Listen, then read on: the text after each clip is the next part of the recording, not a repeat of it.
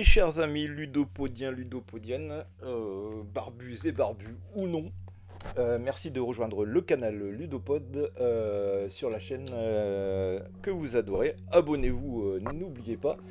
Et puis bah là tout de suite on se fait à l'arrache. J'ai pu mettre la main sur deux boosters de draft, les cavernes oubliées de Ixalan.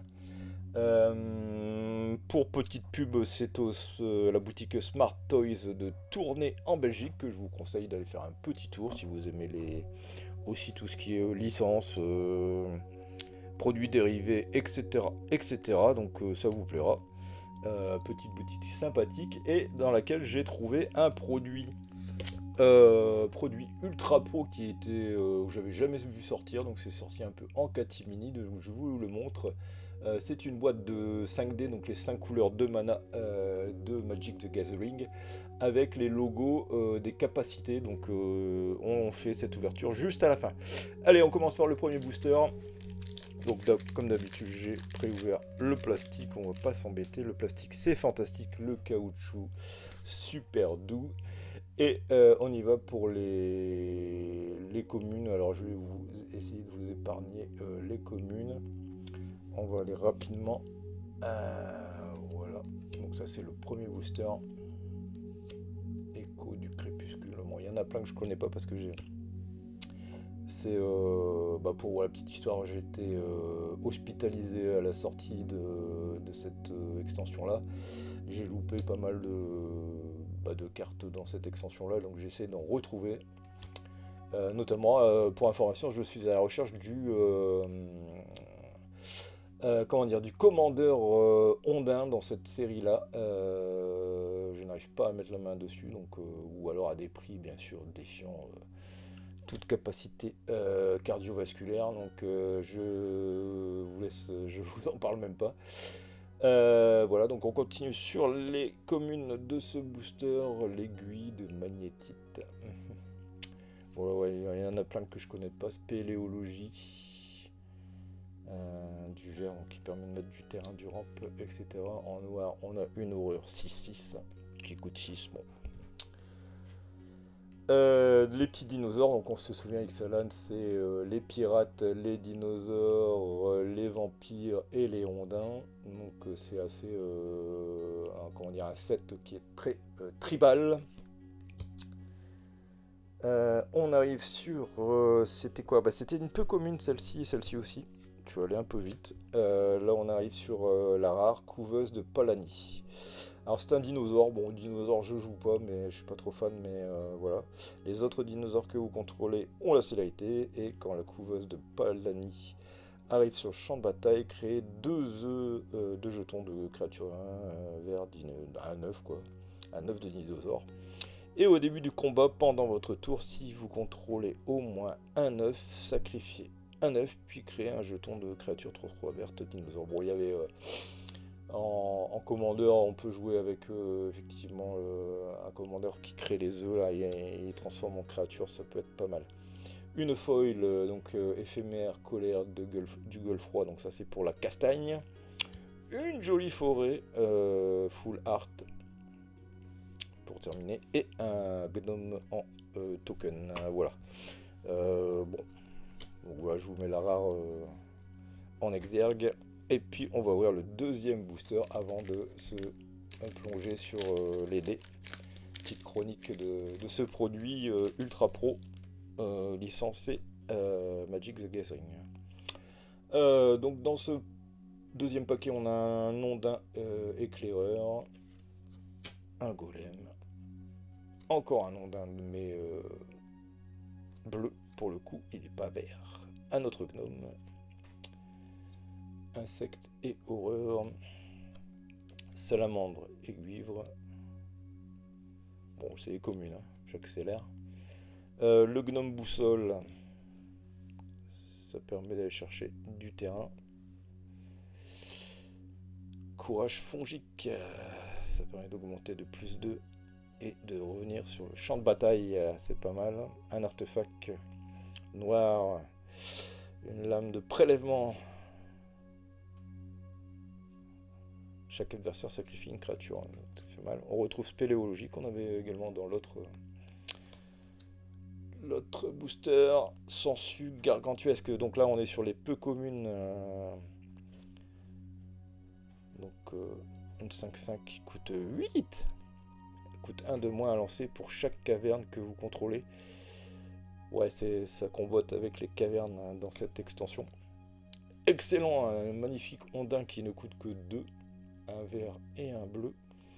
Et à chaque fois qu'une créature que vous contrôlez explore une carte de terrain, vous pouvez mettre sur le champ de bataille, engager une carte de terrain de votre main. Et à chaque fois qu'une créature que vous contrôlez explore une carte de non-terrain, et ben il se prend un petit marqueur +1/+1. Ouais, ça peut être jouable.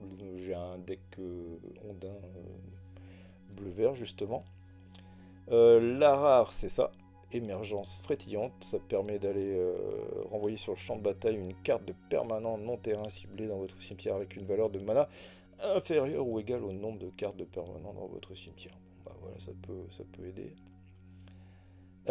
Une autre rare en foil offerte, donc 3 rares sur 2 paquets, c'est pas mal. Une créature humain et chevalier 2/2. Ah oui, elle brille bien en plus à la caméra. Voilà, du mal à faire le focus, désolé. Ça s'appelle Inti Sénéchal du Soleil et c'est un humain et chevalier. Voilà, on termine avec une caverne blanche et le même token gnome. Eh bien, merci d'avoir suivi ça. Ah, mais non, c'est pas terminé. On a un produit supplémentaire dans cette ouverture de booster. Allons-y. On va ouvrir cette petite découverte. Voilà, c'était en vitrine. Je me suis laissé tenter, comme dit la chanson. Voilà, alors on va l'ouvrir proprement. Alors si vous voulez vous procurer le produit, bah, c'est du Ultra Pro, donc c'est souvent en édition limitée, donc n'hésitez pas. On fait un petit focus effectivement, mais il y a un reflet, donc je vous lis. Donc sur les faces des 5D à 12 faces, il y a des +1/+1 ou -1/-1. Il y a du First Strike, donc initiative, indestructible, donc c'est les logos qui sont donnés pour les capacités. Hexproof, c'est défense talismanique, flying, le vol, le lien de vie, le contact mortel, le trample, piétinement, la menace, la portée, la vigilance. En gros, on a toutes les capacités classiques que l'on rencontre dans le jeu. Donc je l'ouvre. Hop. Alors, je pense qu'il y a un petit... Ouais, il y a un petit pense-bête avec, justement, pour rappeler. Ah bah voilà, c'est même... on dirait des autocollants, mais non, c'est juste un pense-bête, donc qui vous donne les différentes significations des logos. Bon, les logos, on les rencontre souvent, même si vous jouez aussi à Magic the Gathering Arena en ligne, c'est un peu les mêmes qui reviennent. Donc, enfin, c'est les mêmes d'ailleurs, c'est les logos officiels, on va dire. Donc avec des jolis dés à 12 faces, ils sont pas mal du tout quand même, c'est de qualité. Donc voilà, donc la version du blanc, on a le même, ouais c'est ça, en bleu. Donc les 12 capacités qui sont affichées ici, plus le +1/+1 et le -1/-1. Voilà, donc chaque couleur, rouge, blanc, bleu, vert et le noir qui est en violet en fait. Un joli violet. Donc voilà, ce petit produit là, donc ça s'appelle les dés à 12 faces keyword, hein, les keywords, donc c'est les capacités. Donc il y en a 5 dans la boîte. Bon, ça peut être, quand vous allez en tournoi, ça peut être assez suffisant. C'est ce que je vais faire, je vais le mettre dans ma boîte pour le prochain tournoi. Je vous rappelle qu'il y a Magic Mania à Lille le 30 et 31 août prochain, donc on en reparlera dans l'émission. Grand événement. Et puis là, je vois que c'était un produit de 2023, donc effectivement, j'avais aussi loupé cette sortie. Voilà ce qu'on peut trouver en vitrine dans des boutiques, nouvelles boutiques sympathiques. Dans votre entourage, eh ben, je vous souhaite un bon jeu. On se retrouve prochainement pour d'autres vidéos de Ludopod. Il y en a plein dans les cartons, on va parler toujours de Donjons et Dragons. On fera l'émission numéro 10, peut-être accompagné d'un invité. On va voir ça. J'ai du retard comme d'habitude.